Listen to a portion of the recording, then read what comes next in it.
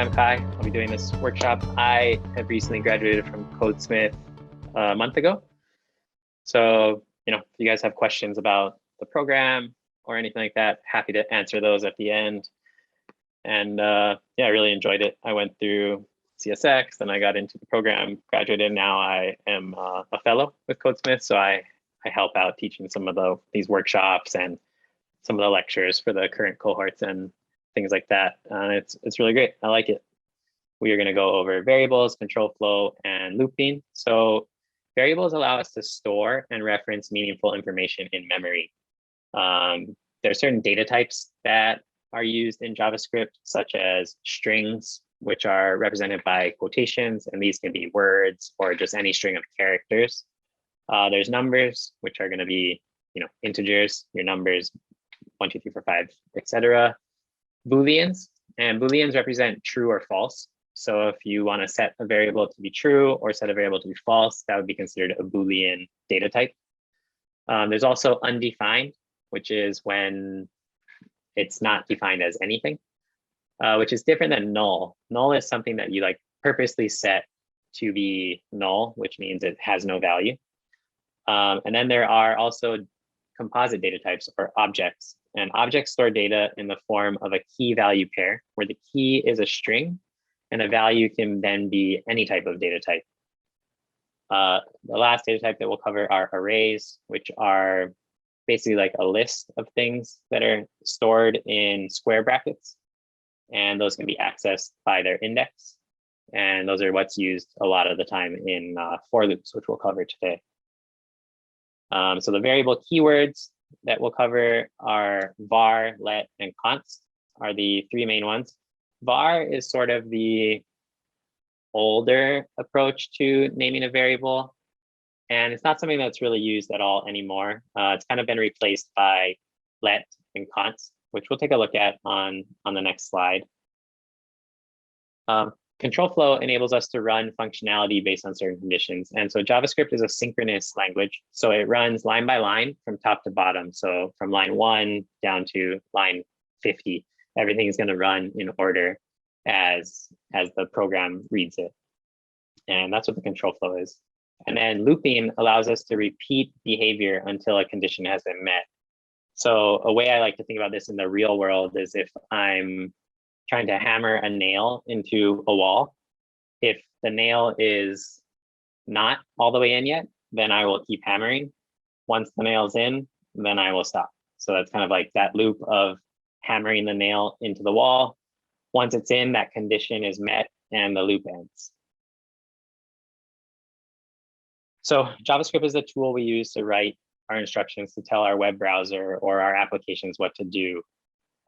It's just one of many programming languages that are words that tell computers what to do. It's the only one that we can tell the web browser or web page, though, that specifically interacts with that. There's also HTML and CSS, JavaScript. Those kind of are what make up web applications, websites, things like that are all broken down into these three languages. Yeah, Jack? Okay, so what you just said is so basically complex programs, like, for example, I don't know, like video games, are like in a conjunction of a lot of loops going on that stop when some criteria is reached. And then the loop stops and I don't know, maybe I'm... Yeah, I mean, in a sense, yeah, everything can be, any type of computer program can be broken down into smaller and smaller chunks, right? So you could, I'm sure like a video game, I think those are made more with like C++, I want to say. But those are going to be like thousands and thousands and thousands of lines of code, right? But they're going to be made up of very similar processes, and you're going to repeat code and you're going to use the same functions over and over.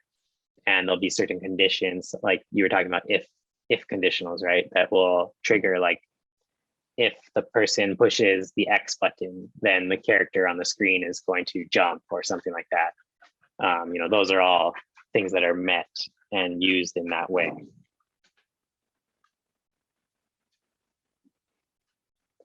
So what happens when JavaScript runs code? So the engine goes through the code line by line, as I said, and saves the information or the data that we write using special declaration keywords. This allows us to reference or change or run functionality on that data later. We can store data in many different formats, and we can we'll diagram this on the next page, but we can see here, looking at, I guess red is fine. Looking at this, you can see that like this first one, var num. So what we're doing there is we are declaring a variable num, and we're setting it equal to the number 3. And so that was right here, we can see var let const. So those are the 3 ones. So var was from like ES5. Let and const were introduced in ES6 as far as like JavaScript languages. I think we're honestly on like ES13 or something now. I'm not even sure what number we're on now, but we still use let and const at this point. So on this line, we are declaring another variable, but we're using let as the keyword. And we're declaring a variable name, setting it to the string Codesmith. Then on the next line, we're declaring a constant called store of info, and we're setting this one to an object. So because we have these curly brackets here and here, we know that it's going to be an object data type. And within this object, we have key value pairs. So your key is always going to be on the left of the colon, and then the value that's associated with that key is going to be on the right. So we have a key of name and a value of the string Codesmith. Then we have a key of home and an array, so a different data type. You can see the square brackets, an array with 2 strings in it, New York City and Los Angeles. Then on the next line, we are declaring another constant random list, and we are setting this to an array. So that data type, which has a few different elements in it, a number, a string, and another array, because composite data types can have more data types nested inside of them. Excuse me. And then the last element is an object there with a key value pair. And this last one is just showing us a Boolean. What that looks like, we are declaring a variable intro to JavaScript. It's awesome. We're setting that to true because this workshop is awesome. So that would be true. So what does this look like when we're actually running this code? So what happens when JavaScript runs code? Sorry for the bad handwriting. What happens when we run code is we open up an execution context. And within that execution context, we have our thread of execution here on the left, and we have our global memory on the right. And so the global memory is where everything gets stored. That's where if we are declaring, on line 1, num equals 3, JavaScript is going to save that in global memory. And that way, if we ever want to see what is num, it's going to pull from global memory and it's going to tell us 3. So looking at this code here on the left-hand side, lines 1 through 8, what's going to happen? Like, let's say we open up a JavaScript file, we're running this code. We are going to enter our execution context, and what's going to happen first is what's going to be stored in global memory. Let's go to Paolo. What's going to be stored to global memory first? The first thing that's going to be stored is the variable num, which is 3. Yeah, exactly. So num is going to be saved, and it's going to be, the value is going to be 3. Then what's going to come next? On line 2, the variable name, which is the string Codesmith.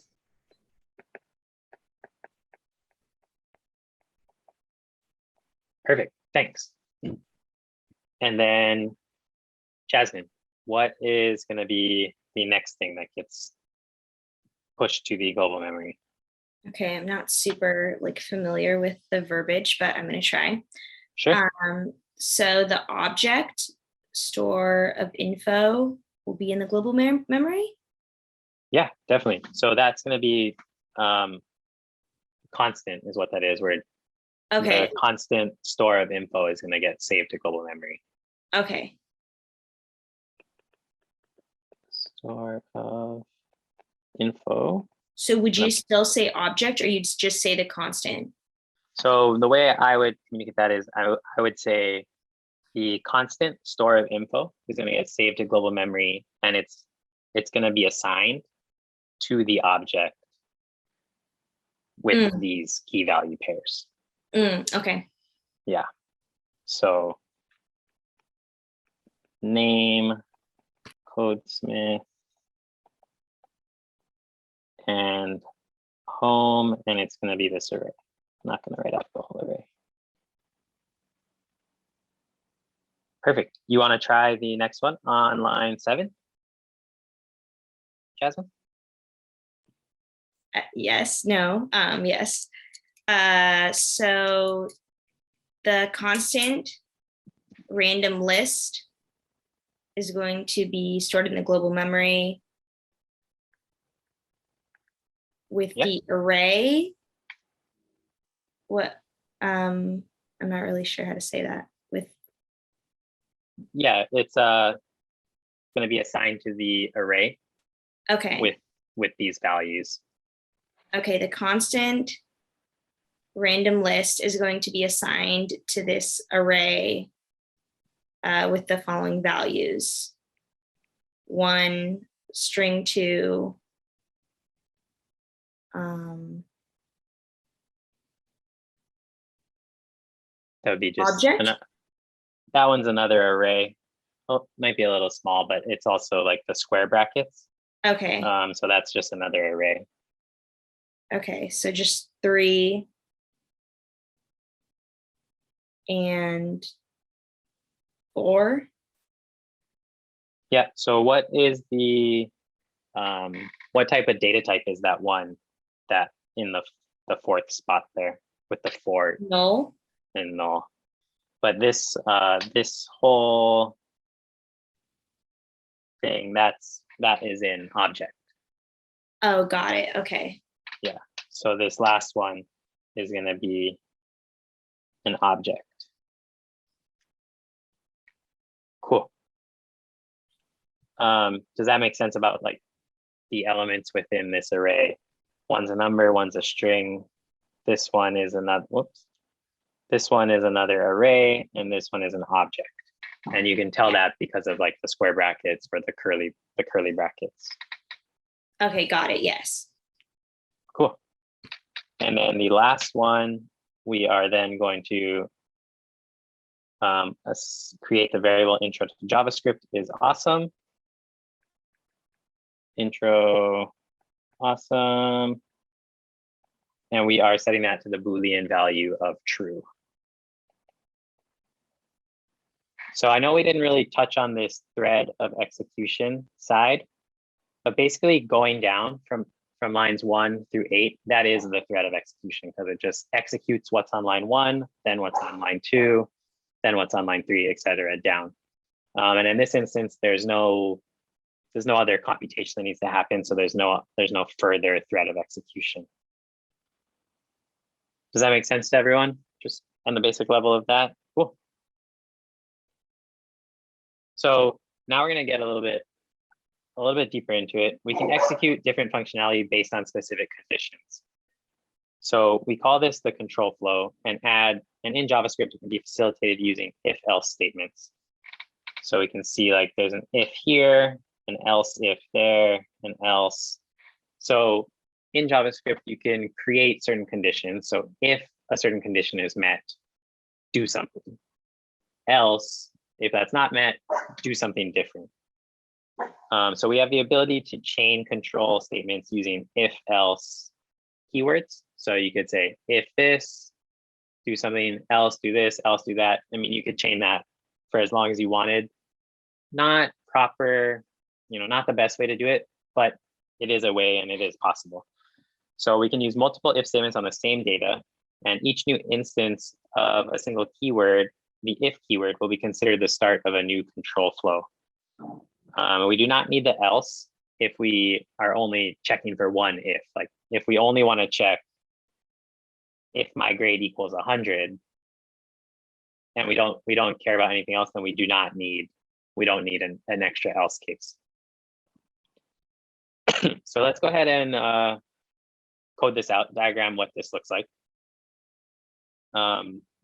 Jack, did you have a question though, or was I able to answer that?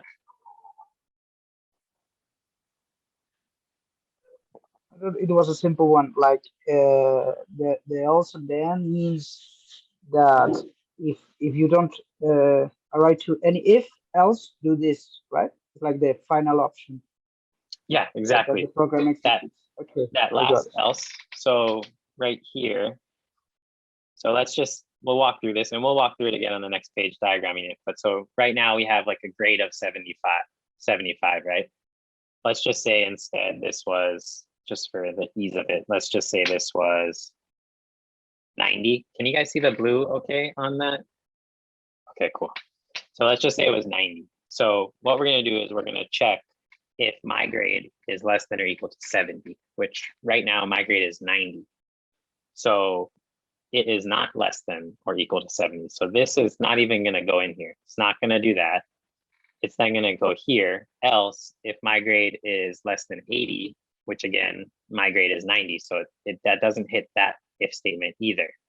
Then we come into here, which is just this else with nothing else. So that means if it doesn't hit this one and it doesn't hit this one, anything beyond that, we hit this else statement and it goes into this console log block here.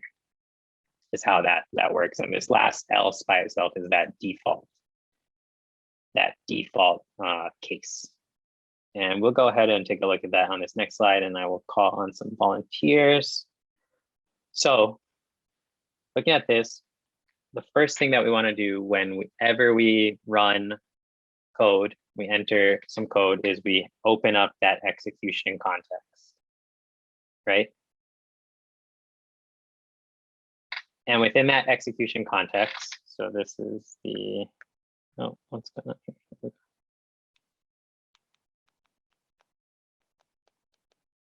Execution context. And within this execution context, we have our thread of execution, which, remember, that just reads line by line down the code. And then we have our global memory. So Gene, looking at this first, if we are going to start from line 1 and work our way down, what's going to be the first thing that happens once we're entered our execution context? What's going to be the first thing that happens? We're going to store the constant my grade into global memory. Yep, exactly. So my grade gets stored into global memory as 75. Perfect. So as now, what we're going to do, let's go to Jack. If we know my grade is 75, now we're going to go down. Let's go ahead and look at these if statements, starting with line 2. What's going to happen there on line 2?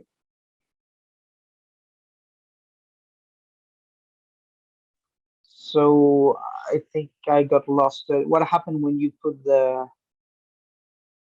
that symbol next to the equal? This one right here? If it's bigger, that means if it's bigger than 70? That is the less than. So if it's less than 70. Okay, so if less than 70, that will be stored in the execution context, maybe? Sorry, am I not got it? Sure, no problem. How about Paolo? Want to help Jack out here with just what's going on line 2? On line 2, it's a if conditional statement. So that's going to be stored in global memory that starts a thread of execution, right? Yeah, so we're within this thread of execution here. Right. Yeah, so we are, what are we doing there?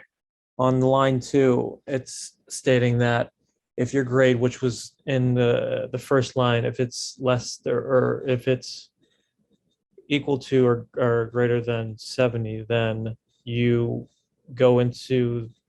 follow the console log of. Sure. Yeah. So this one on line 2, if my grade is less than or equal to 70, which we know my grade is 75, right? Yeah. So we're not going to enter this at all. We Right. just skip past it. So then we're going to go to line 4. And Jasmine, what are we going to check on line 4 here? We're going to check if my grade is less than 80, and it is. It is? Cool. So what's going to happen then? So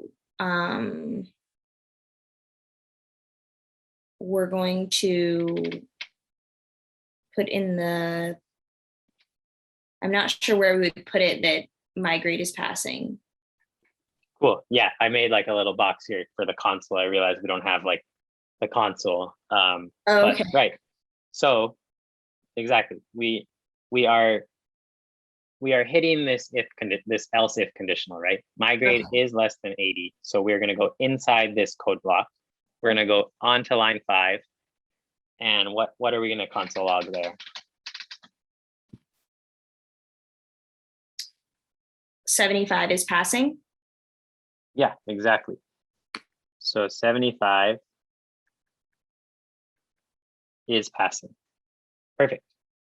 And so because we entered this code block here, does anyone think we are going to then need to go into this else statement on line 6? How about Gene? I don't think so. Yeah, exactly, right? Because we satisfied these if else conditionals here between line 4 and 5. So we just skip right past this and we go down here to line 9. Because we are starting with a new if statement here, we're kind of like starting a new conditional. It's checking for something else now. And what it's looking for is if my grade is strictly equal to 100, we want to console log a perfect grade, which right now we just clearly established that my grade is 75. So we don't enter this code block. But does everyone understand why we are checking for this if statement down here, even though we already did something up on line 4? Because it's a separate if statement, it's not like connected to the one on between line 2 and 8. It's like a whole new one. So that's why we have to then check that if statement as well. Yeah, Jacques? And then in the future, maybe you can change the value of my grade, or because it's a const, it's impossible to change it. Maybe, you know, if in the future you make a loop of the program and you almost make like you've been here before. possible. You are reading my mind. The next thing I was actually going to ask was, what happens if we reassign my grade to 100? And since I have you, so what if we wanted to change my grade to 100? Okay, the program will change, but my question was, is it possible to do it, or because you use const, it's not possible to change it? Yeah, exactly. This down here is sort of like a trick question. Because we use const here as the way that we declared my grade, remember that const means constant, right? So you can't ever change the value of a constant once it's assigned. So if we went and we tried to change my grade, let's say we came down here on line 13 and we wanted to say my grade now equals 100, JavaScript would throw an error here. JavaScript would say like, cannot reassign value to a constant. So what we would have to do if we wanted to change it to migrate to 100 is we would need to, maybe this color, we would need to change this from const Bar. to let Oh, or var, okay. but let would be Okay. the best practice one to use. Mm. And then if we said let migrate equals 25, we came down here and we changed migrate to 100, it would change it. So let's walk through this now. Let's say that we did change it. So now let's just say we reassign it here on line 1.5, migrate equals 100. So let's walk through this again, this thread of execution. What is going to be the first thing that happens within global memory? Jasmine. You know what? Sorry, Jasmine. I'm going to call in some people who don't have their cameras on. Let's see if they can at least, sorry, I was so focused on the cameras. Let's see. Jillian, are you able to give us at least unmute here and just tell us what's going to happen in global memory if we reassign my grade to 100? So as we go to line 2, it checks to see if my grade is less than or equal to 70. And Sure. It's not, so it's not going to go through that. It's not going to go through the if statement. Cool. Stick with me here to continue on going to line 4, but there's one thing that we need to do first. Because we changed my grade from 75, we just need to, in global memory. Oh, sorry, in global memory, put my grade now being 100. Yeah, perfect. So we've just checked the conditional on line 2. My grade is not less than 70 or equal to 70. Then what's going to happen next? And it's going to go through the else if, and it's going to check if my grade is less than 80. It's not, so again, it's not going to go through that statement. Yep. And so then what happens? Oh, sorry. And then it goes to the next else. It's just going to then console log my grade is excellent because there's no other condition it has to go through. Perfect. So it's going to say console log 100 is excellent. Perfect. And that is because that's our default case, right? We just saw that we didn't satisfy either of these first if or else if statements. So we automatically go into that else block on line 6. Well, 6 thing. Cool. And then how about Samaya? What's going to happen after we run through? So we just finished up on line 7, line 8. Then what's going to happen? You're going to go through the last if statement to see if my grade of 100 is equal to the grade of 100, and it is. So then you will log 100 as a perfect grade in the console. Yeah, perfect. We log a perfect grade. Nice. And these 3 equal signs like that, just so everyone, we're all on the same page, that means strictly equal to 100. So there are some times in JavaScript where you just use 2 equal signs and it has like a little bit of a looser equal meaning, which doesn't quite make sense in this situation because it's just a number. But the way you would technically communicate this is if my grade is strictly equal to 100, then we would console log a perfect grade. Sweet. Anybody have any questions on these if else statements at all before we move on? Great. Hey Tang, nice to see you. Power back on? No, I'm at Starbucks now. Oh, great. Cool. So next we are going to take a look at for loops. So we can store data so that we can retrieve it later and run functionality on it. An example of this is like summing up some numbers and then finding the average of those numbers. So we have a built-in tool in JavaScript known as a for loop, which we can see right here. A for loop lets us access each index of an array one by one and do something with the element. So here's an array, my grades.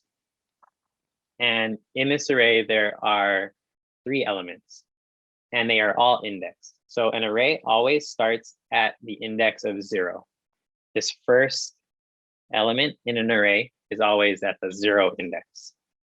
Then the next one is 1, 2, 3, 4, until you get to the end of the array. So what we can do is we can loop through this array and we can add up all the numbers in it. And the way we're going to do that is with this for loop. So let's talk a little bit about for loops before we get into any diagramming. And for loops always consist of 3 parts when you're setting it up. The first part is going to be, let's an eraser, there we go. The first part is going to be this little section right here. For let I equal 0. This is our initialization. That's bad handwriting. Sorry, y'all. So initialization is what we are starting our I. I is going to be how we access our array. That's what we set I to. So we set I at 0 because the first index in the array is always at 0, right? So if we want to start from the first element in the array, we want to start at the 0 index. This next section here, that's our conditional. So think back, we just learned about if statements. This is our conditional that allows this for loop to continue looping. And as long as this conditional statement is true, the for loop will run. So in this instance, I is less than mygrades.length. And what that means, mygrades.length, that is the same as saying, as long as I is less than the length of the array, then this for loop will continue to run. So looking at this array right here, with these elements in it, Tang, can you tell me just what's the length of that array? Yeah, it's a length of 3. Perfect. So it's a length of 3 because it has the 3 elements, right? 50, 75, 90. 3 elements, length of 3. The one interesting thing is that the reason we want it to be less than the length of the array is because the last element in the array will always have an index that is 1 less than the length, right? So the length is 3, but because we start our index at 0, it ends at 2. So once, like, let's just say I becomes 3, so now I is the length of the array. There's actually no element at 3, right? 3 would be like you're over here, you're outside the array. So the for loop just ends at that point. Does that make sense? Anyone have any questions about that? That was like, took me that when I was first learning that was like, I had to sit there for like a whole day and understand what was going on there. Cool. So the thing that happens next is, as you're going through the for loop, what happens is once you initialize I, then you have your conditional. The next thing that actually happens is you go inside of the for loop. And this is the third step. You actually do something. So you do whatever it says is going to happen in the for loop. So in this case, we are setting sum equal to sum plus my grades at I, where I is going to be 0, 1, and 2. So we're going to be looking in that array up here, and we'll diagram this all out on the next slide, but we'll be looking in this array. So sum will be sum plus 50, then whatever sum will be plus 75, then sum plus 90. After you do something in the array, you're going to go over here. Oh, what? Sorry for that. You're going to come over here and you are going to increment I by 1, which is what that I plus plus is the same as writing I equals I plus 1. So I goes from 0 to 1, then you do the for loop again, then I goes from 1 to 2. You do something within the for loop. Then when I becomes 3, this conditional here is no longer true. So you just exit the for loop and you come out and you're down here now. You're outside the for loop. Does that make sense to everybody? Sweet. So let's kind of diagram it here, but let's dive into it and we can diagram this out. So let's pick a color that is easy on the eyes. There we go. How about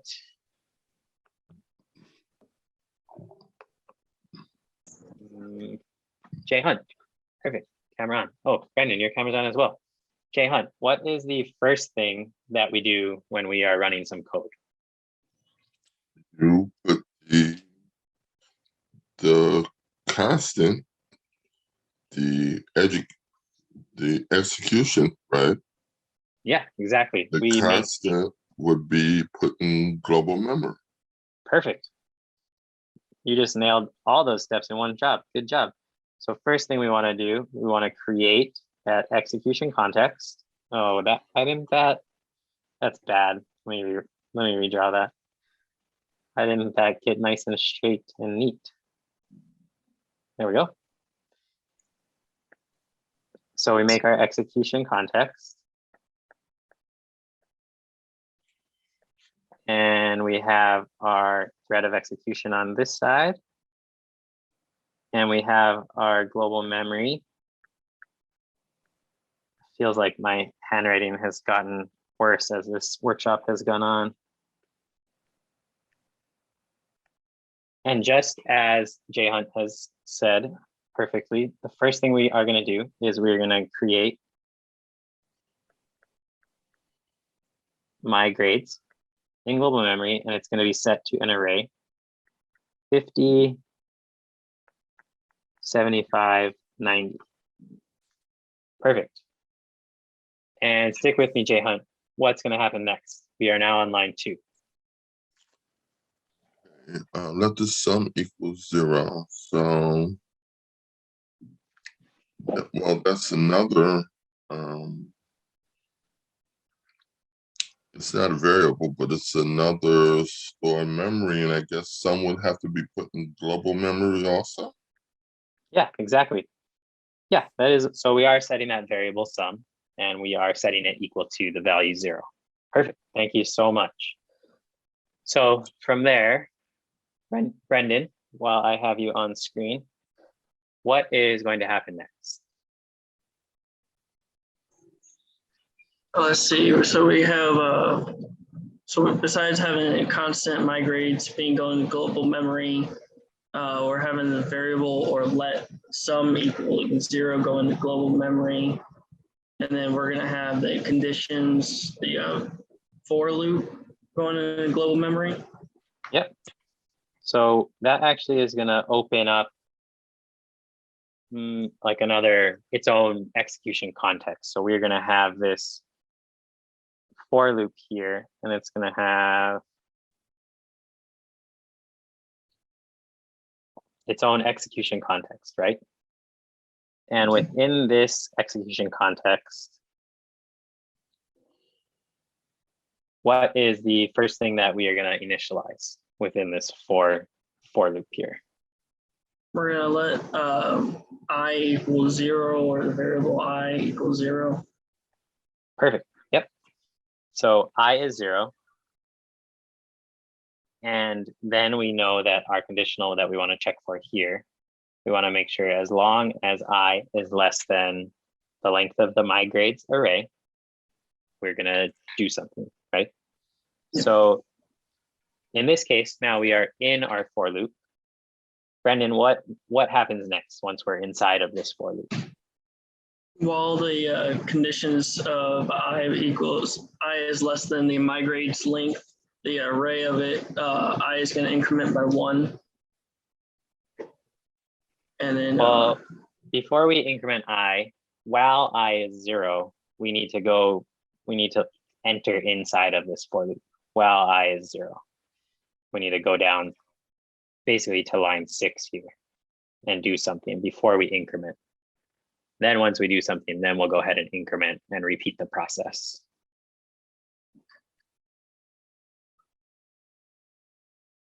So we can see like here, what's going to happen now. We're in the for loop, I is 0.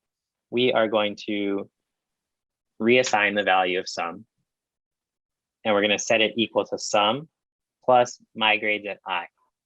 And in this case, what is mygrade? What is I? I would be the variable, which would be 0, correct?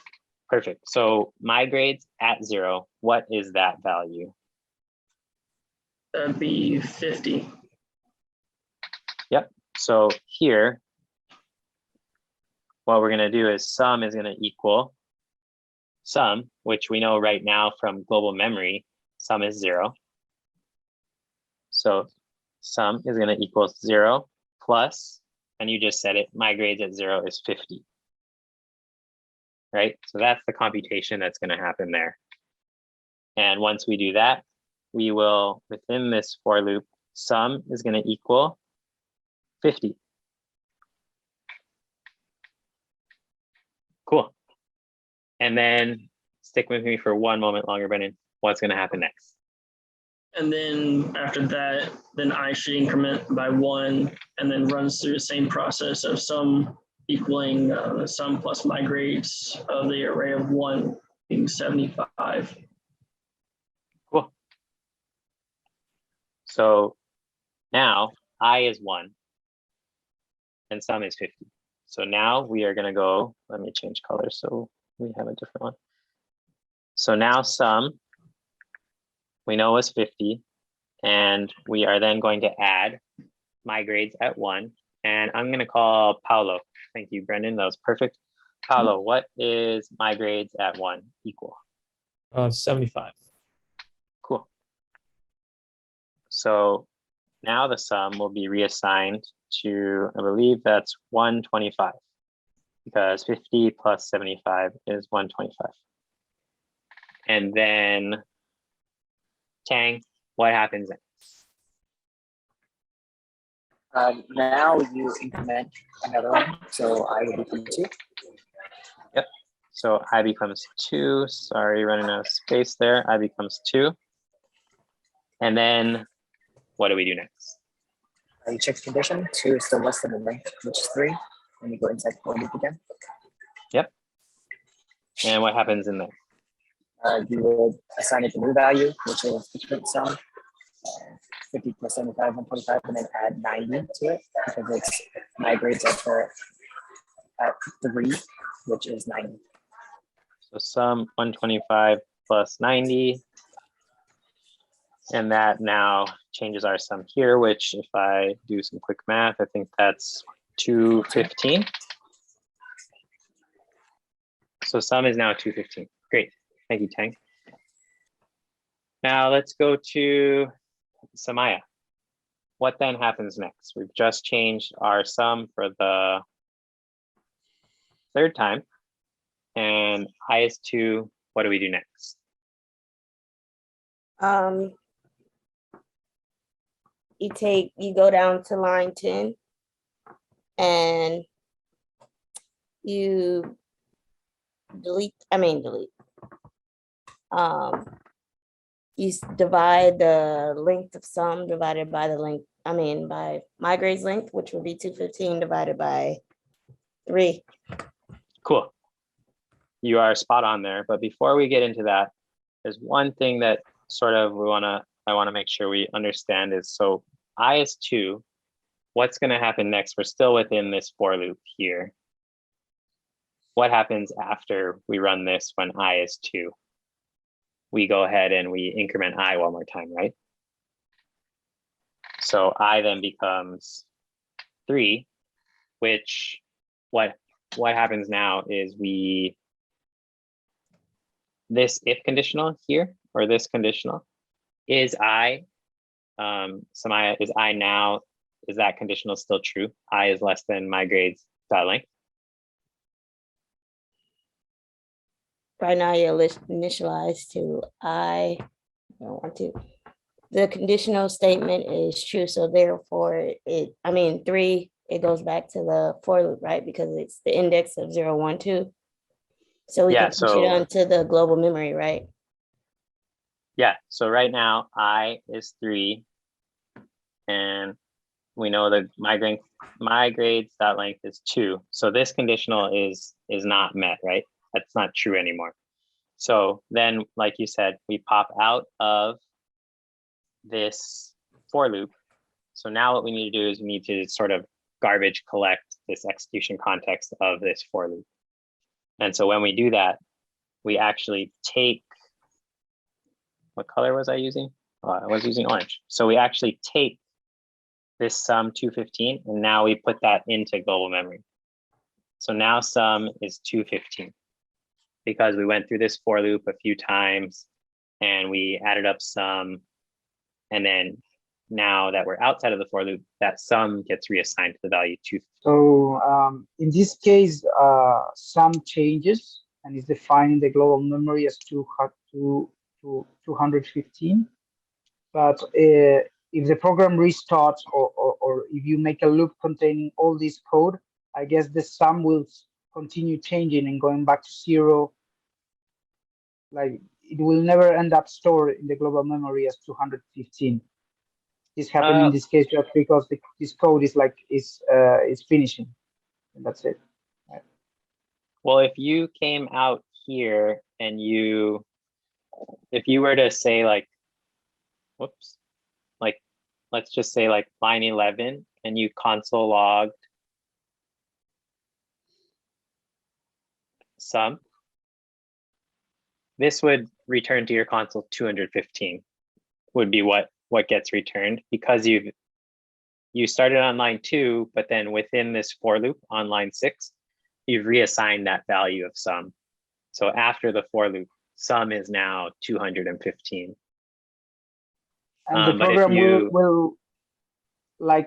the program will end up rewritten, or will continue being like this, where in the second string sum equals 0, or it's like the program will change automatically, and now sum will be 215 in the second line. So sum will be 215. So let's just say like down on line 20, you do something else with sum. You get like, you do like sum equals sum plus 10. It would do 215 plus 10. So you'd get 225 at that point. Yeah, it would save it because after the for loop, it gets saved in that global memory. So now for the rest of the program, it's 215 until it gets changed again. If you in some way go back to line 1, then we'll change to 0 again, or will continue being 215? If you went back to line 1, like maybe you restarted the program, or maybe I sent you the file and then you opened up the program on your computer, it's going to run line by line, right? So it's going to start at line 1, then line 2, and right at line 2, it will be 0 for a moment, but then right after that, it'll hit line 3, and then it'll go into that for loop and change it up again. Yeah.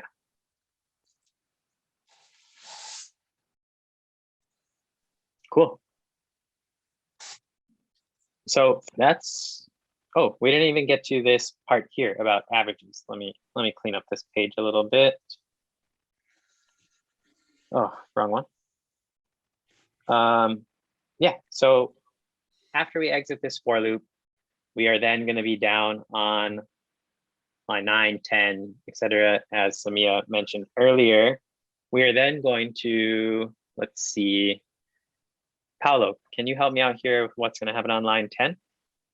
On line 10, you declare a variable average, which is the evaluated result of sum divided by migrates, the length of migrates.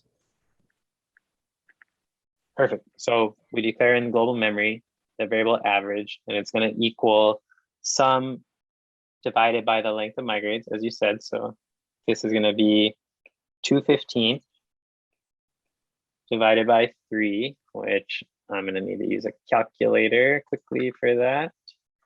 215 divided by 3 is 71.67. So we now have a variable average, and we're declaring it to the result of sum divided by migrades, which is 71.67 in this case. Yeah, so I'm just a bit confused. Like you said, a for loop creates an execution context. It doesn't create like I wouldn't think of it like a second, like a second thread execution context. It's more of just like it has its own little bubble of things that need to happen in it. So I was just writing it out in that square. Oh, okay, so it's not actually an execution context. Yeah, it's not like a real execution context, but it does have like its own little bubble of things that need to happen, and you stay with until you exit the for loop. You just stay you just stay within this, right? While you're still within the for loop. Okay, And gotcha. like, Thank you. Let's say we had something here as our conditional. Let's say for some reason we didn't write it correctly, and it was something where this was like always true. So we would never exit the for loop, right? We would stay in the for loop forever and ever and ever, and we'd have to like quit our code or something in order to get it to stop running. That would be a case where then you're just like stuck in this loop and you're looping forever and ever and ever. And yeah, you never can make it out of there. But yeah, it's not like a real execution context or a secondary one. It's just has its own little bubble. Okay, thank you. Sure. Cool. So here's something a little tricky. It's not always best practice to do, but it's something that we like to cover and talk about, is what happens if we, where am I? What, 18? There we go.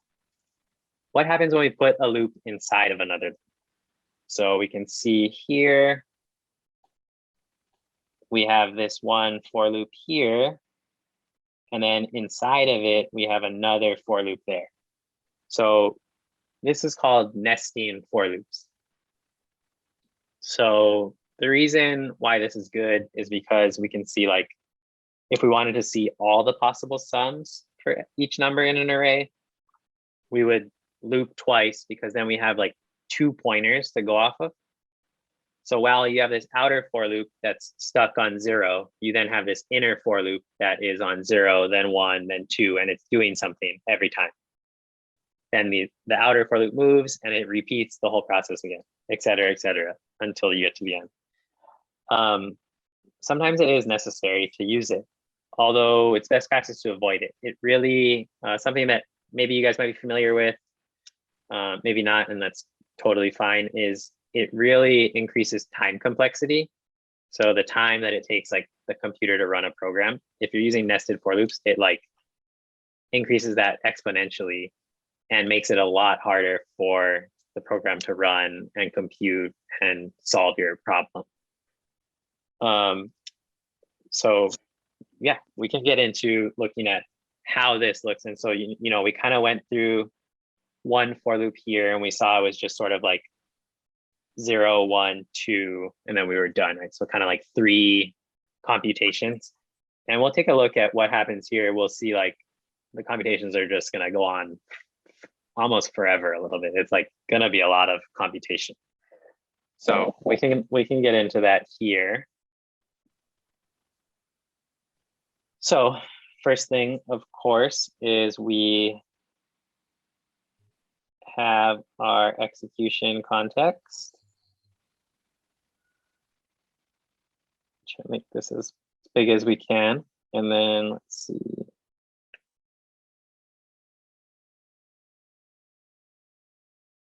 Oh, that's crooked, but it's okay. We have our global memory here. And we have our thread of execution. Just gonna label it that. Cool. So we can just dive right into this code without, I think you guys are all versed enough to just dive into it and diagram as we go. So let's see, how about Miko? Since we just had spoke, what's gonna happen first when we enter this? What are we gonna do? So the first thing you're gonna do is you're gonna declare a constant in the global memory. It'll be called mynums. And you'll assign it to an array with 3 elements. The first element has a number 50, the second 75, and the third 90. Perfect. And then what's gonna happen next? You're gonna run the for loop. You're gonna initialize I to be 0. And for the stopping condition, you want the loop to keep running as long as I is less than the length of mynums. And after each iteration, you want to increment I by 1. Yeah, perfect. Thank you.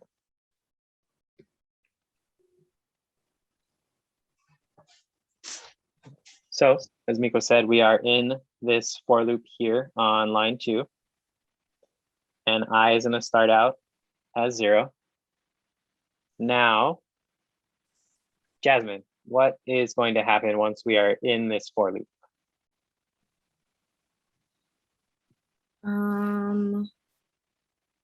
Once we're in this for loop, we're going to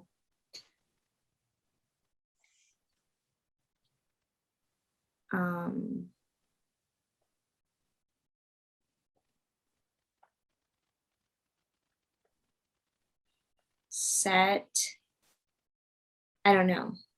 I'm not sure. Cool, no worries. So we just are on line 2, right? And we enter this for loop. So we know that I is 0. This conditional here is I less than the length of the mynums array right now. Yes. Yeah, perfect. So we are going to then enter this for loop. Okay. And we're going to go to line 3. What's going to happen there?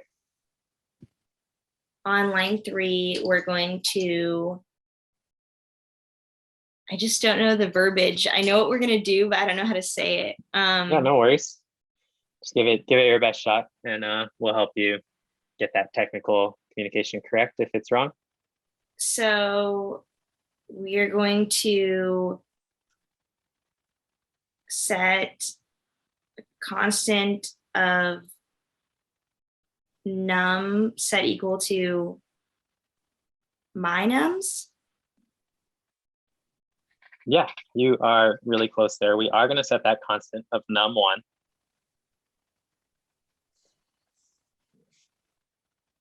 Num1.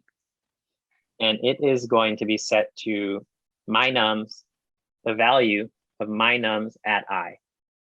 So Jean, what is the value of mynums at I right now? Because we're at I equals 0 right now, it should be the first element, which is 50. Yep, exactly. Now, Jasmine, does that make sense as to why num1 is equal to 50 at the moment? Yes. Perfect. Yeah. So we are declaring this constant, just to reiterate the technical communication. We're creating this constant, num1, and we're setting it to the value of mynums at I, or the value in the array at the I element, which in this case is 0. So the element at the index of 0 is 50. Great. And then let's go ahead and move to, anyone want to volunteer? I feel like I've done a good job calling on everyone. Anybody feel like they want to volunteer? What happens next on line 5, basically? Cool, Tang. Yeah, so now you're going into the next for loop. So I think it gets its own local memory. Yep. Now this is the tricky part for me. Let's see if I can draw this correctly. So this is going to be, let me change colors here. This is for 1, and now we are going to go into for 2.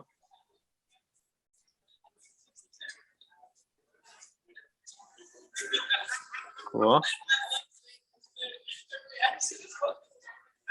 Does everyone see why we're now like going into a second local memory, if you want to call it that, or not local memory, but execution context, because we are now entering this second for loop on line 5, right?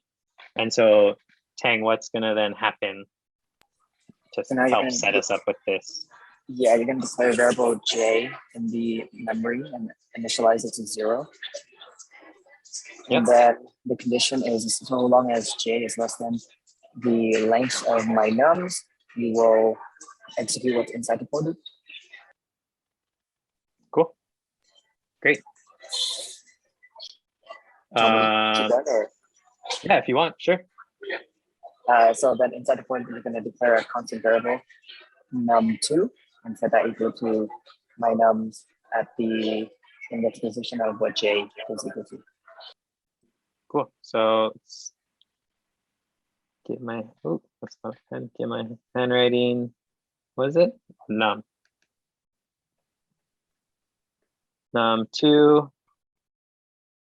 And that is going to equal my nums at j, which right now we know j is 0. So it's going to be 50, correct? Yeah. Sweet. And then what happens?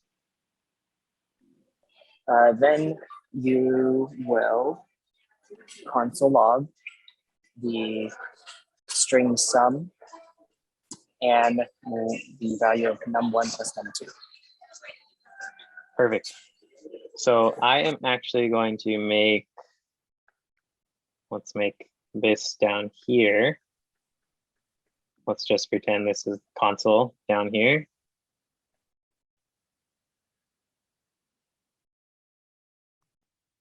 Oh, I don't want that to be white though.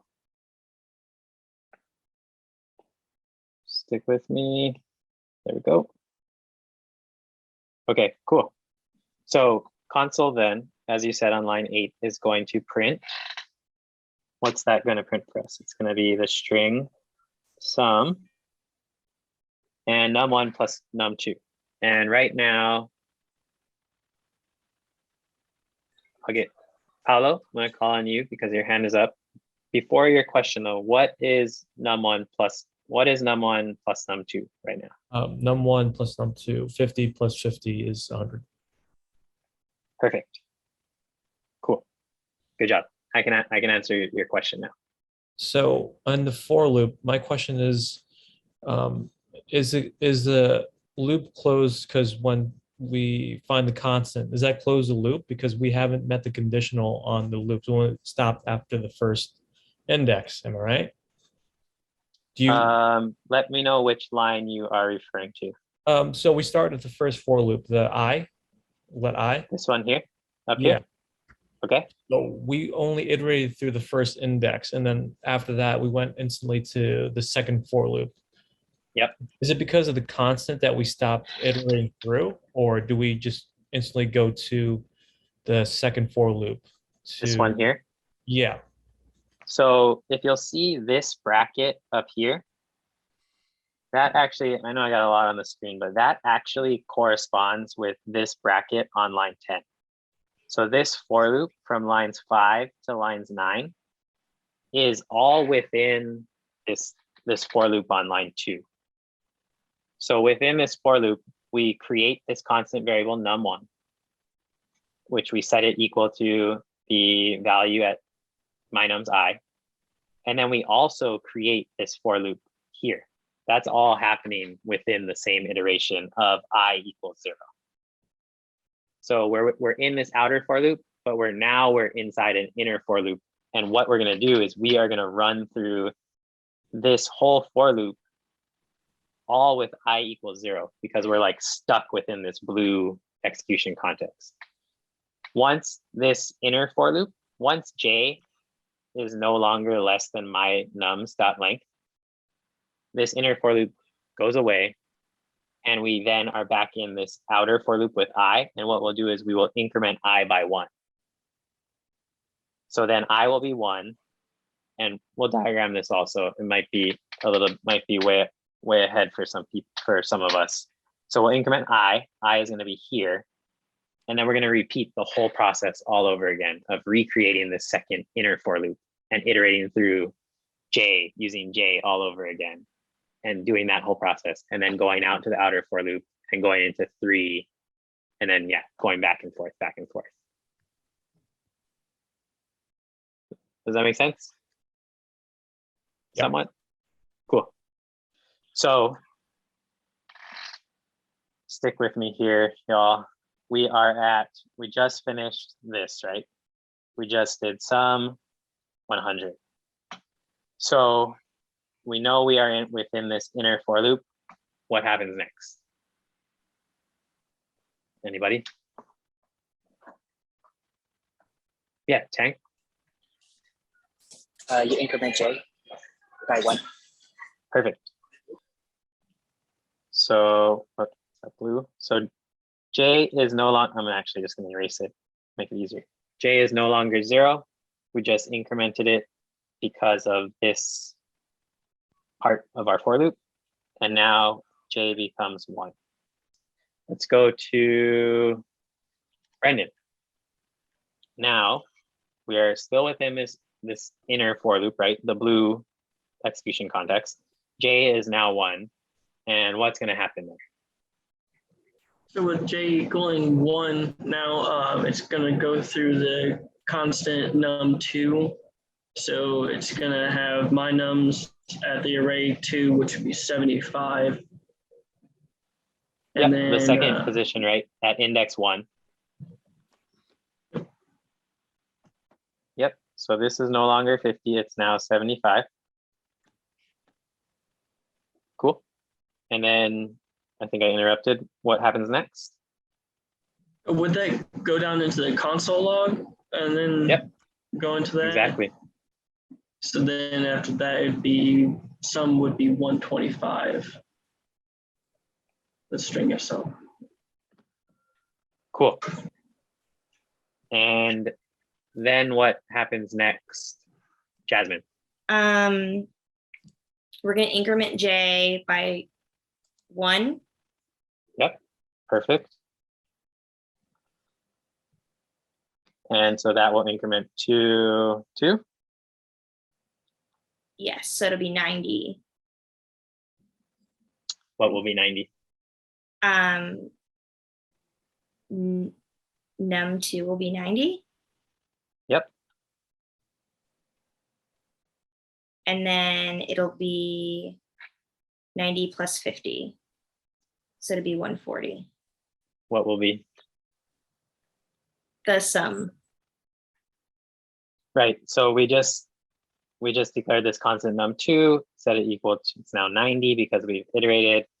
Then we move down to line 8, and what happens on line 8? It will log to the console. Perfect. 140.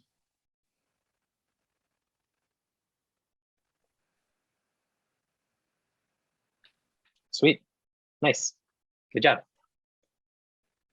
Miko, you have a question? Yeah, so after each iteration of the loop, is the pseudo execution context like getting garbage collected and then making a new one again? Because if it doesn't, wouldn't like the constant variable be like reassigned each time? Are you meaning on line 6 here? Yeah. Yeah, so every time we're just like creating a new constant and calling it num2 basically is what's happening there. Okay. So yeah, but it's almost like it just remakes these instead of like reassigning it. It just like, oh no, one too many. It just remakes it and now it's 90. Yeah. All right, gotcha. Cool. Sweet. So now we are at the end of this inner for loop, right? Because we just were at 2. So now if J were to increment one more time to 3, this inner conditional is no longer met, right? So we are through with this. So now we garbage collect this inner for loop. I'm not going to erase the whole blue because I don't want to have to redraw it and put you guys through that, but oops. But this all goes away, right? So now we are back, that inner for loop with J, we're done. We're through that. Now where are we? Do people understand where we are at in the code? How about Jacques?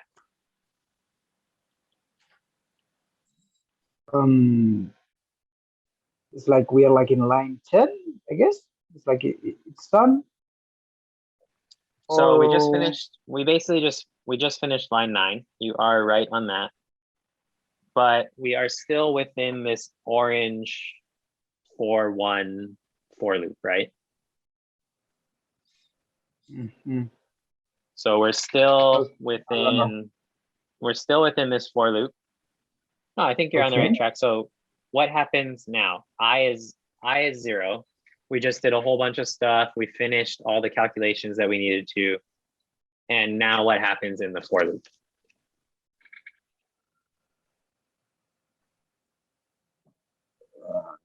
no, I really don't know. It's like we defined it. I don't know. No. Cool. No worries. I'll help you out here. Perfect. So I was 0, right? The same way that when we were in this inner for loop, J was 0, then J became 1, then J became 2, then we finished that for loop. So I is 0. We've just done all of this. And so now we are back on line 2, basically. And we are going to do this right here. I++, which means we're going to increment I by 1. So now I is no longer 0. I is now 1. And so, Jack, what happens now? We were on line 2, so now we're going to enter this for loop. We're going to be on line 3. Okay, so we will restart the loop, but now num1 will be equal to 50 again. Well, I is 1, right? So my nums at the index of 1. Remember that these are 0, 1, 2 as far as the index. Oh, sorry, it will be 75. Yes, sorry, I forgot that. Perfect. No worries. Num1 will be 75, and that. But then I was confused. Why you put sum at the end? Where is sum? I cannot see it in the. Oh, in console log. These ones down here. Okay. Yeah, that's just from this console log statement on line 8. Cool. Yeah, so now num1 is 75. And then what happens next? Okay, so num1 is 75, and then we go to line 5, right? Yeah. And J is 0, and J still is something more little than num, so starts again. Yeah, we increase again the number. So yeah, so we are entering this inner blue for loop, right? And we are setting 90 maybe. J is 0. So J is 0, and then on the next line, just like you said, num2. So what? Well, what is our J value right now? Isn't 1? It's 0. I is 1. Yeah. J. Okay. So J is 0, right? Okay. So 50. What? Perfect. Okay. Perfect. Nice job. And if you'll stick with me here, just to get to the end of this line 8. So we just know that num2 is equal to 50. Then what happens next?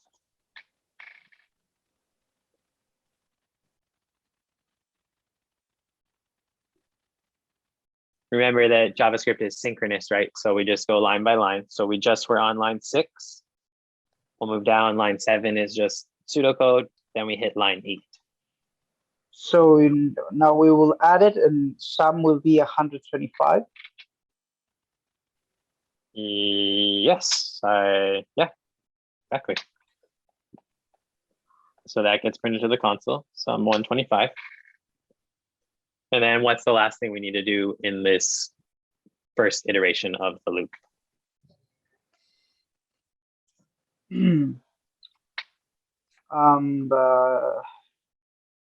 No, like we go back to line 2. Not quite. We are still within this inner for loop on line 5, but the last step before we repeat the process is we need to go look at this section here. And what does that tell us? J++.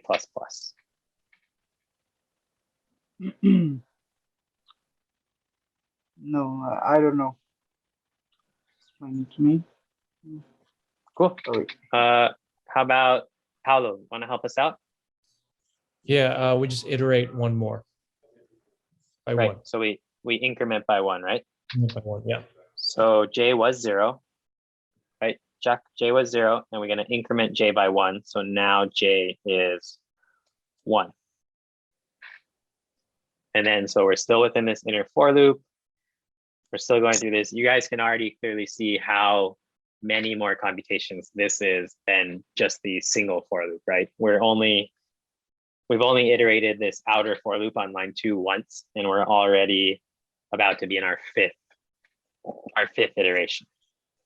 So J is now 1, and then we are going to come to line 6, and num2 is now going to be my nums at 1. So that's going to change it from 50 to 75. And then we are going to go move on. We just were at line 6. Now move down to line 8, and we're going to console log sum. And the sum now is going to be 75 plus 75, which is 150. Then we increment I by 1, j by 1, j by 1 more time. That becomes 2, and we repeat the process. I'm happy to keep going through this. I don't know if at this point, if it is helpful for everyone to continue down this path. I don't want to sit here and do it if it's not helpful to keep going through this process, but I'm happy to answer some questions. Take a little pause from this. Yeah, we'll go Paolo and then we'll go Jacques.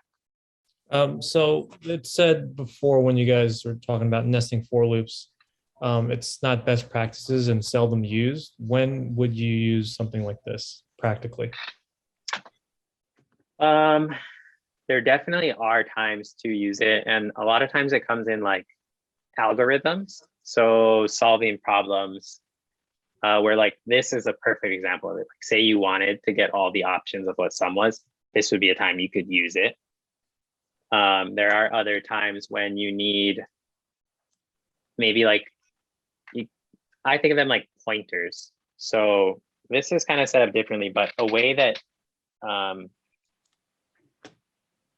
you would do it, instead of having j, this might be a leap, but instead of having j equals 0, you would have j equal I plus 1. Because then it's always going to be, so I'm just going to erase a couple things up here. So we know that, let's say I is 0, right? Oops. I is 0, and then we enter this inner for loop. J always will equal I plus 1. So J will always start at 1 more than I. So J will start at 1. And then when I is 1, J will start at 2. So in that instance, you have sort of these 2 pointers.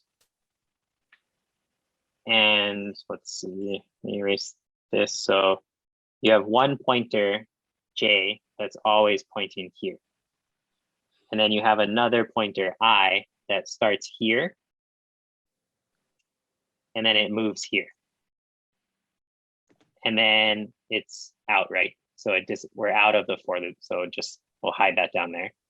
And then you're gonna increment I. So I becomes here. And then J is here. So you can sort of like keep track of the 2 pointers. J comes here, your I moves over, and then J is nothing because it's outside of the loop. So that's a way you can keep track of pointers, and you can use that to like sort or find like a certain value that you're looking for in an array, are some instances of when you'd want to use it. And a lot of times these come up on like more like hack hour problems or like algorithm problems on like interviews are ways that you can use this. But there are other things that you can use, such as like recursion is like another type of looping that you can do that could replace nested for loops. Or you could use like binary searching, which is like cutting an array in half in order to like find a certain value, and that would have a much less a much smaller time complexity versus nested for loops are always quadratic time complexity. So just to think about that quickly is like quadratic is like exponential like that, right? So it doesn't take much for it to like really shoot up in complex value of it. Whereas like binary searching is more like that, and it ends up like tapering out at a certain point where it doesn't ever get more time complexity than a certain value. Whereas exponential time complexity will just get, the larger your array, the more and more complex and the more power your computer needs to be able, in order to solve it. So just some things like that, where like in small problems, it's okay to use nesting, but as you get more complex data, then it just becomes a lot harder for your computer to do it. You think you might be. Oh, sorry. Does that mean that if there's more numbers involved, that you could reach a problem where it's a maximum call stack reached? Yeah, you definitely could, for sure. As like data sets become huge, and if you're working with like customer data where your company that you're working for has hundreds of thousands of clients or something, and you're sorting through that data or doing something with that data, if you have nested for loops, you might run where your call stack might get exceeded and the computer just can't compute it. Okay, thanks. Cool. Jack?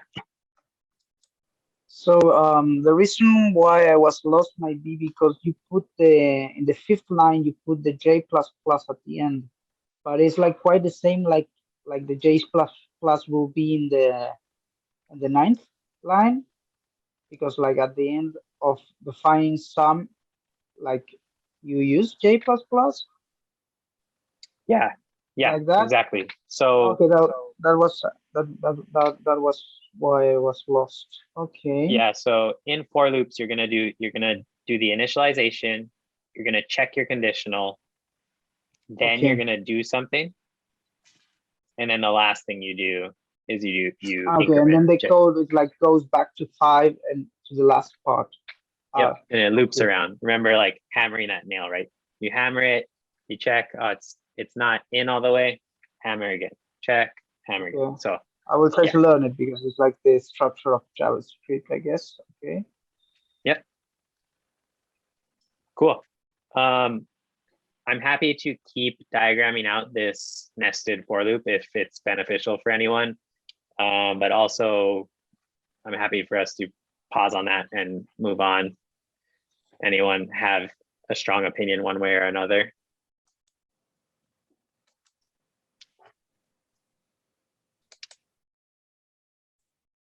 I think I think I got the point for Cool. this loops. Tank? So essentially by the end of this, we're gonna console log 9 sums, right? Because 2 for loops and three elements in the array, which basically is 3 times 3. Yeah, exactly. Because each iteration of the outer for loop brings 3 iterations of the inner for loop, right? So that inner one will console log this sum 3 times when I is 0. Then when I is 1, we'll console log 3 more. And then when I is 2, we'll console log 3 more. So 9 total console logs. And then we would be complete with both our inner and outer for loops. And then we would be done with this set of code. Thank you. Cool. Anybody else? Any questions before we just hop on to the next slide? I think this might be the last example, and then there might be just a few more closing up slides here. Great.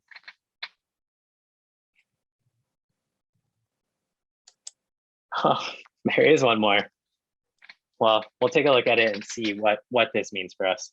So we can use different combinations of functionality to accomplish our goals. What if we want to see if any 2 numbers in our array sum up to the number 7? So we have this array here, and we want to check if any of these numbers, 1, 2, 3, 4, 5, 7, if any of them added together equal 7. So this is, Paolo, a little bit what I was talking about, if, checking if, using that pointer system to check. So we'll go into this one. I will not diagram it quite as long because I know we are running pretty long on this lecture as it is, but you guys have been great sports, so we will stick with it for a bit.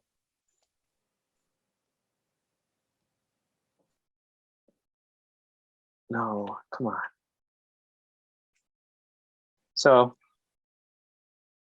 our bread and butter, first thing we do, open up our execution context.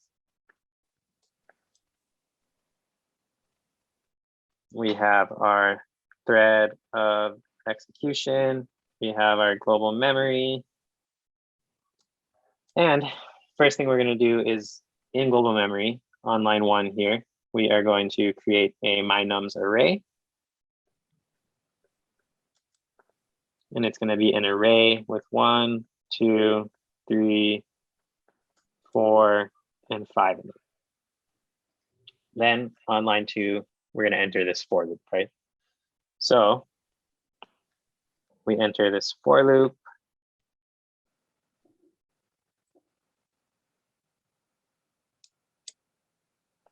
Cool. And this is going to be for 1. We have our local execution context here, our thread of execution for the for loop, and our memory for the for loop.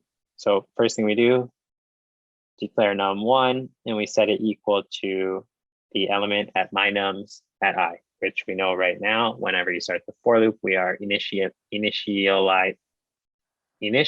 I to 0, which is going to be 1. So num1 is going to equal 1.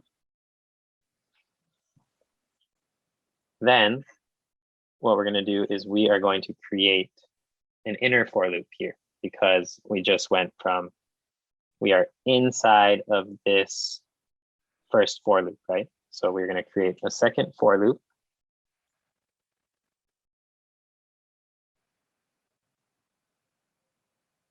I should have made this more square, not so rectangle. But inside this for loop here, so we are initializing j to be 0. And we are going to create a constant num2.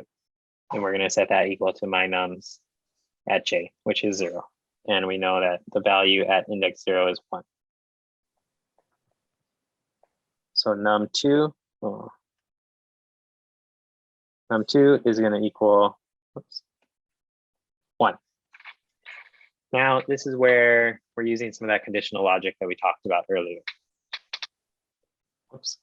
If num1, so we're still within this inner for loop. If num1 plus num2 is strictly equal to 7, then we want to console log lucky 7. Now, looking at our num1 and num2 variables right now, Samaya, are we going to enter this if conditional statement? For num1? We're just right here. We are in this inner for loop. And we just declared num2. We set it equal to 1. And now we are hitting this if conditional. Okay. So if num1 and num2 is strictly equal to 7, it's false, because num1 and num2 is 2. So it does not equal to 7. And then I guess you'll go right back through the loop over again.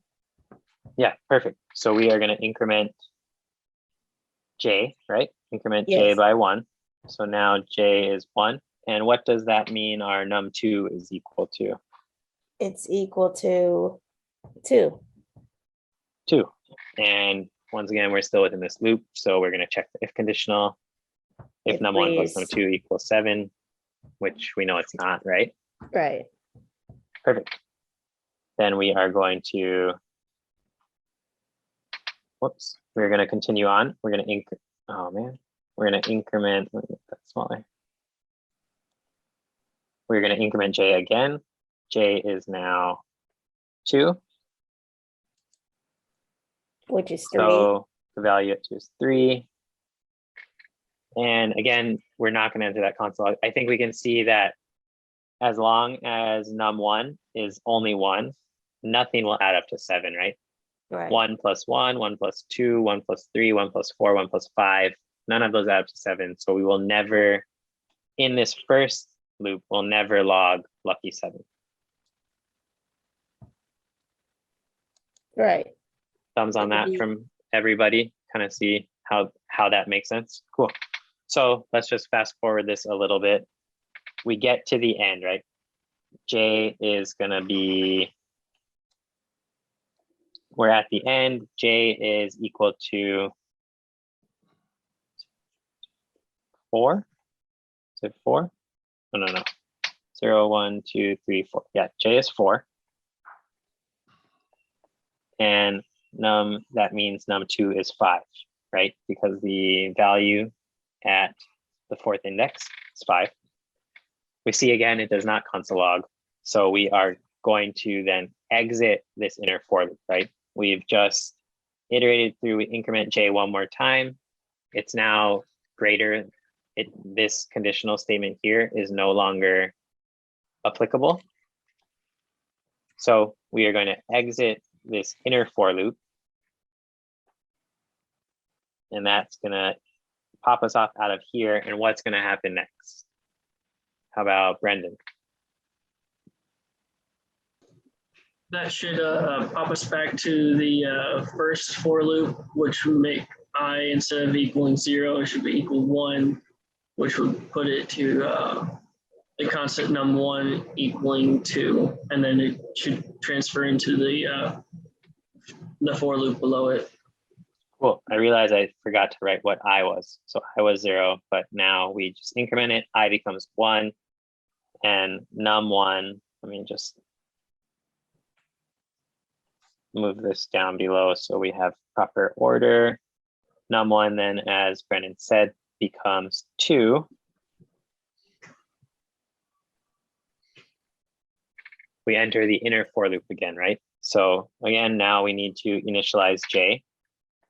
J is 0. And our constant num2 is going to be 1 again. Then, oops, num2 is going to equal 1. So we repeat this process again, right? We're going to check once again to see if any of these combinations, num1 plus num2 equals 7. If they do, we're going to console log lucky 7. And so we know that, let's actually get some pointers going here. This orange will represent our outer for loop. And I'll use this purple-ish color to represent our inner. Oh, that doesn't look like a arrow. Let me try to pick them. Our inner for loop, right? So right now,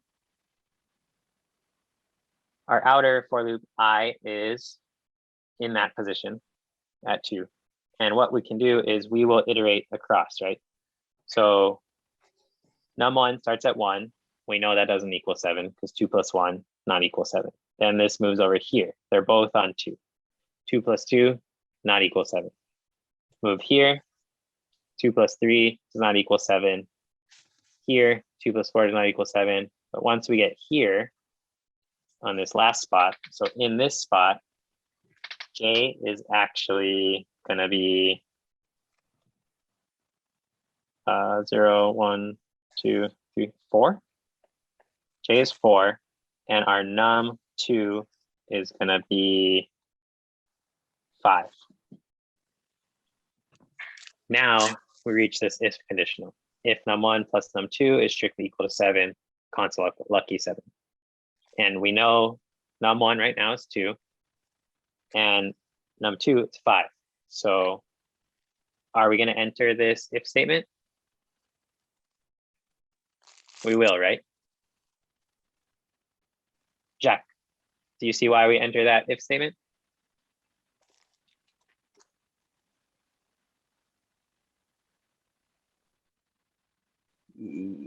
Yes, because my nums changed. Yep. So what is our num1? What's the value of num1 right now? Right here. Let me check. 2. Yep. So num1 is 2. And what is the value of num2? 5. And so 2 plus 5 is strictly equal to 7. So we then are going to enter this console log. And we are going to console log lucky 7.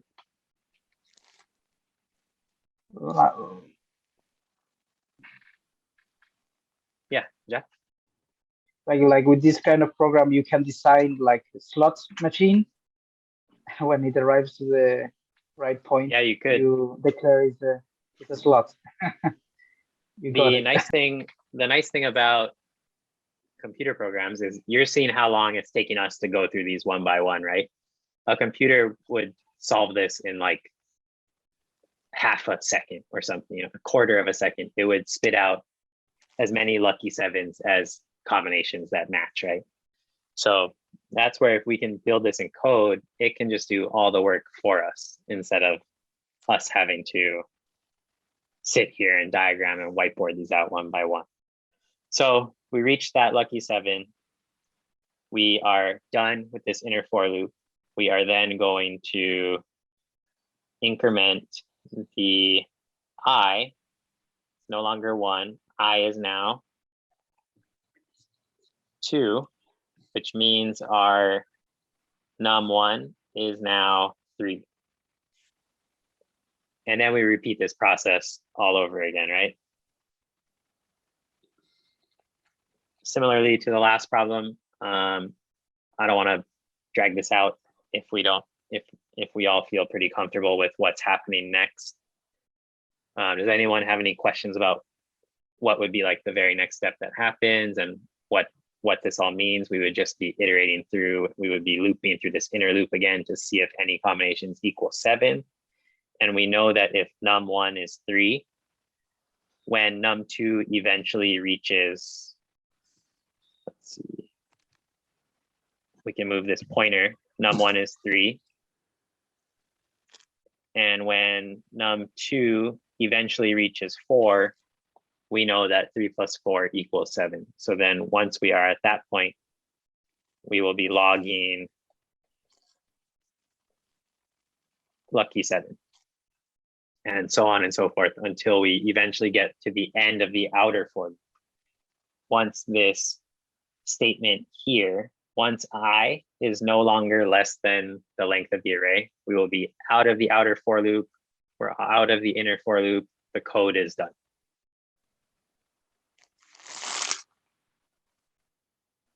Does anybody have any questions on that? Happy to diagram it out one more time or go through that at all if we need to.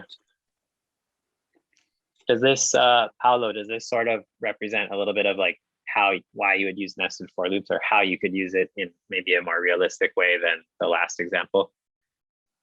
Yeah. Cool. The thing that I would do, and the way I would change this code written is I would always start, like I just showed on the last one, I wouldn't start J at 0 again, because then you're adding it to itself every time. And a lot of times you don't want to, unless it like says like you can add the same element together, you usually want to keep them separate or else you might run into some errors. But yeah, I think that actually is the last diagramming. Anyone have any questions before we move on? Cool. So this kind of just shows what we covered today, right? Variables, looping, control flow. These are the basic fundamental principles of JavaScript. They're used to store data and apply functionality to that data. It's how we create any type of web application, create functions, that do something when you click a button or when you enter your information to buy something. When you do all these things, data is happening, data is being input, and functions are happening behind the scenes. So we covered variables and execution, data types, looping, and we can combine all these together, conditionals, all this stuff. We can combine them together to create functions that will then do something, as we've shown. Sweet. Well, I really appreciate you all sticking with it and going through this with me. I had a good time. I hope you guys had fun too, learned something on the way.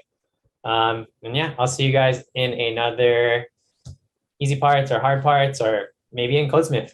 Hope to see you guys all there. Thanks. Have a good rest of your evening.